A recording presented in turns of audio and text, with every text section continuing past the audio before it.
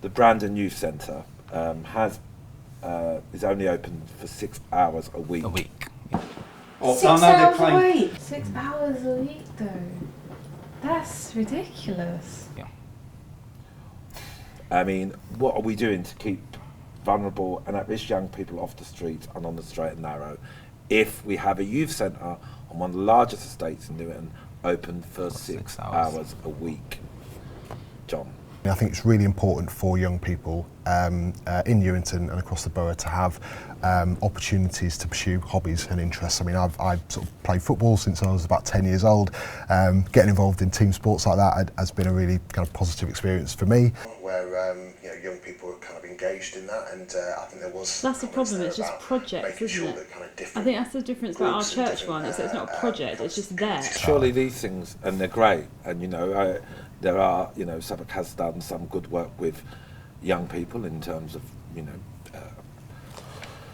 2,000 apprenticeships in the last 4 years, another 2,000 planned. I'm not to say that Southwark hasn't done that. 5,500 jobs. These are things that we've quoted in the paper. You should be sat in my seat. But at the end of the day, we can say that we want these things and we want that. But surely you can have youth people talking about what they want and tackling youth crime, and at the same time open a youth centre to at least a couple of days a week. Or why shouldn't it be open for 7 days a week? Why is it closed the vast majority of the time? Why are we?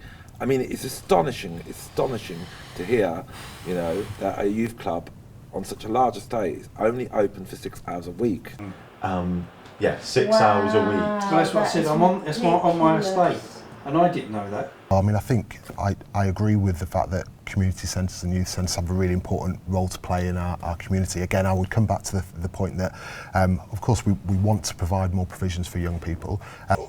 It doesn't all have to come through one central youth centre and youth hub, though. Like we've touched on the Jack Hobbs, they're providing some provisions for young people. I don't know really who's managing or controlling the Jack Hobbs, which is it's a shame. Could it be that just incompetent people are running this stuff? Could that be the reason why?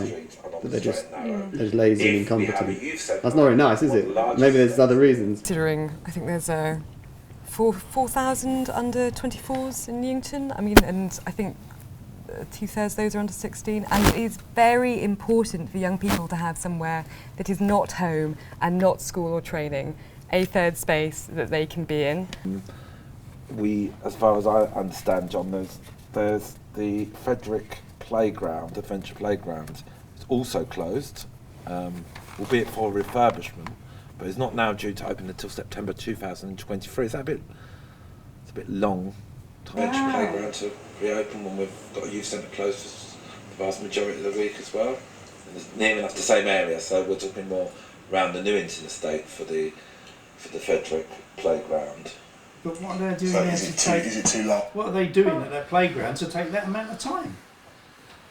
It's just refurbishing it. Yeah, but take all that time to do it. It's not a massive area. Being completely honest, I think I'd need to. I knew there were refurbishments taking place. I didn't know they were that long, so I probably couldn't comment on that. I think, again, it's such an important issue than things that we provide for young people. But in terms of that, the duration there, probably not best place to comment, being honest. Yeah. I mean, is it fair, Abdul, that we've just mentioned 3 places. They're either due to open or closed and will be refurbished. I mean, we can clearly tell by us three here who's the politician here and who's here with the sound bites so sound bites. I mean, come on, mate. You went on and on and on about this and that, but still didn't answer the question. That you've protected certain youth services. No, this is a different question. This is a different question. You're more based on political sound bites rather than. You say sound bites. We're just answering. We're just having a conversation. We're answering the question.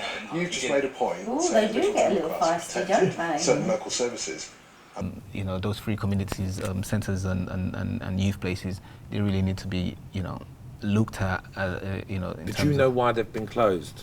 Well, why has the Jack Hobbs? I do have facts to why these things have. For example, if it wasn't for us, there would have been a lot more places that have been shut down.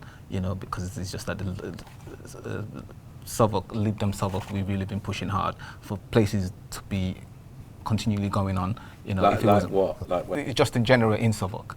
You know, just in general in No, but Southwark. is there But any the web cuts would have been specific you've won a lot more if it wasn't for the fact that we are advocating for these places to, you know, and this cuts not to be, you know, put forward by the, you know, Like by where? the Labour. Well, in the whole of just Southwark in general. No, this is a different question. This is a different question. You're more based on political sound bites rather than. You say sound bites, we're just answering, we just have a concept, we're answering the question. So what would be his own solution then? Because he hasn't said nothing of importance and he's accusing someone else of not answering the question. Nice.